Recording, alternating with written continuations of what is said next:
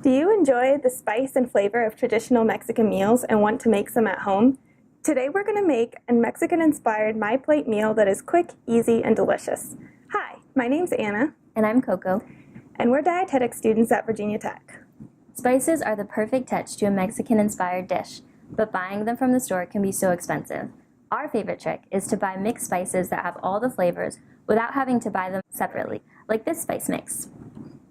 It's low in sodium, but still has the flavors of chili peppers, garlic, and paprika. Avoid seasoning packets that contain more salt in one serving than you should have in an entire day.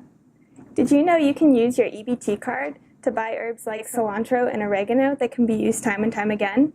If you're new to growing your own food, contact a master gardener in your community who can help beginners. There are many staple items used in traditional Mexican cuisine that you can buy at the store. Many of these come partially or fully prepared, like pre-made tortillas, canned beans, and frozen corn. These will all save you time in the kitchen. Look for lower sodium options and always rinse them off before using them.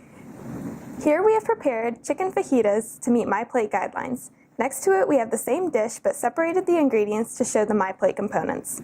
The chicken fills up the protein, the tortilla fills up the starch, the cheese and low-fat sour cream make up dairy, and the other half of the plate is devoted to fruits and vegetables and is filled with peppers, onions, lettuce, and tomatoes. With foods like these as a base, you can make all sorts of variations of meals like tacos, burritos, fajitas, and more. There are many ways to eat smart around the world. MyPlate-inspired dishes from northern Mexico are a tasty way to liven up your cooking and celebrate food from other cultures.